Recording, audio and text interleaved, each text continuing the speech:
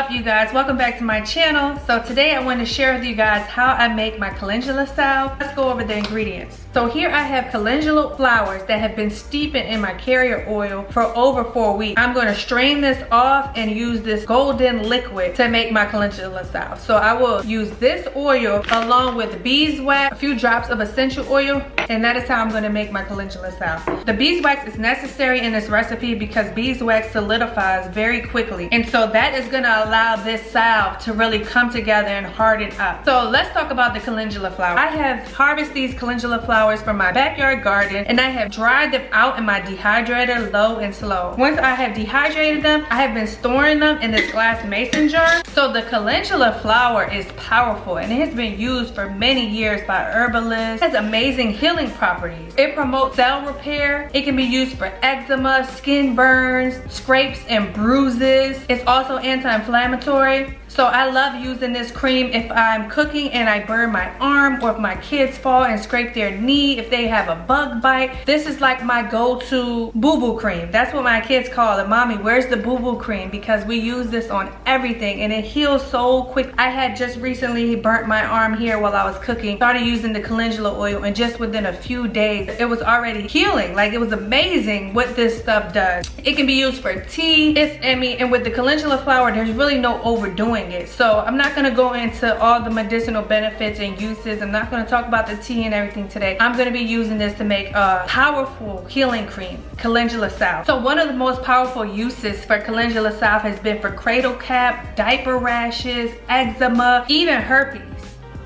You heard me say that, right? Even herpes. So let's just jump right into making this powerful salve. So first things first, I'm gonna need to get this calendula oil strained off and get rid of the spent herbs. We don't need the spent herbs, we're just gonna need the oil for this recipe. So here we have homegrown calendula flowers that I've been collecting all summer. I have dried them low and slow in my dehydrator. Here is the oil that has been steeping for over 4 weeks. It's probably been about 6 to 8 weeks, and she is just golden. Then we have some yellow organic beeswax here. These are the beeswax pellets. I'm going to be using some lavender essential oil. I have a bowl and a strainer here where I'm going to be straining off this oil. Then I have the glass jars that I'm going to be storing the salve in. This recipe makes about 5 jars. So we're going to go ahead and get this oil strained off.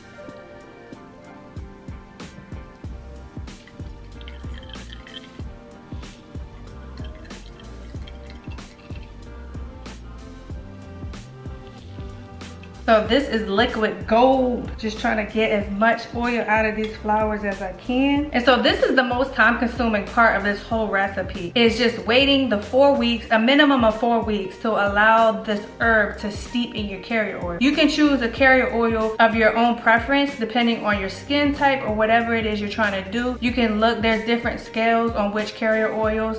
A lot of people use olive oil. In this particular recipe, I'm using argan oil.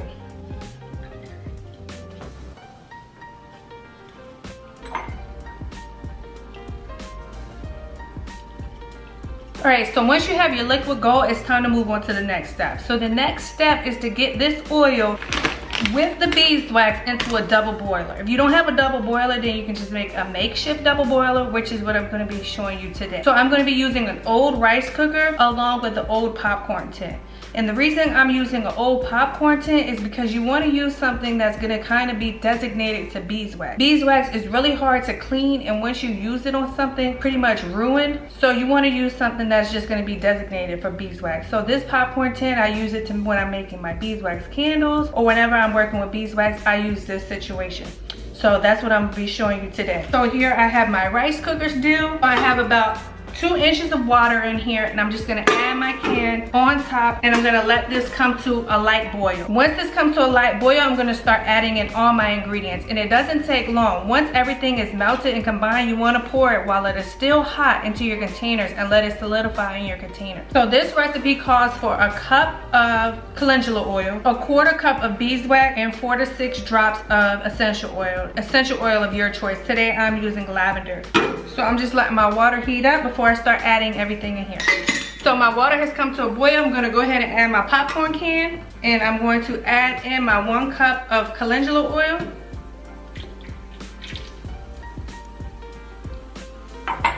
my beeswax pellets. So I'm gonna get this combined, let everything just melt and infuse together. And once everything has completely melted, we'll be pouring it into our jars. So while everything is melting, I'm gonna go ahead and get the tops off my jar so I can be ready to pour as soon as everything is combined. Because you wanna get this poured hot and it's gonna solidify very fast. You also wanna put down some type of parchment to protect your counter in case there's any spillage.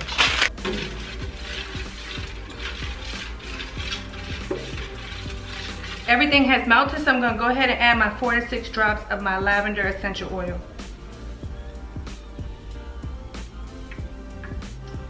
So I'm about to go ahead and pour this. I'm just gonna bend my can to make a little spout, pour it into my containers.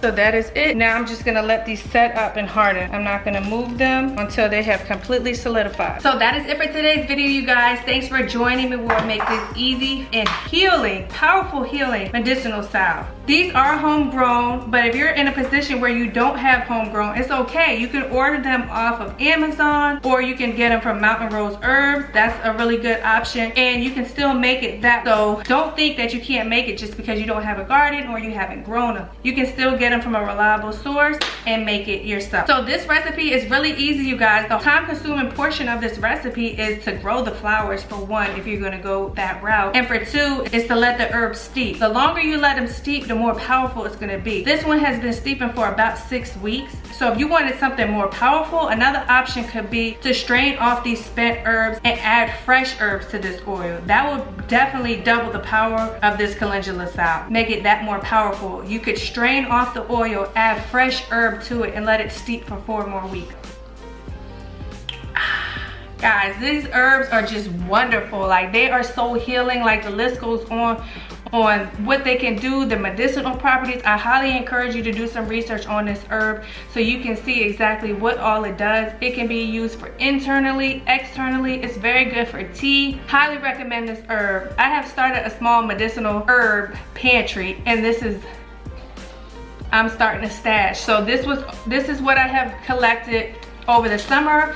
I had them in a container garden, and I grew about 5 or 6 plants. So maybe next year I will grow more. This is my second batch. I have used some of the herb for some salves that I made before, and this is my second batch that I'm making. So I'm excited to grow more next year, and I will be probably doubling or tripling the amount of plants that I grow. So that is it, you guys. Hopefully you enjoyed. If you did, please give this video a big like, comment, and subscribe, and we will see you in the next video. Alright guys, this is the finished product of my calendula salve. Can't wait to use it on our ouchies and our boo-boos. This is healing. This is healing right here.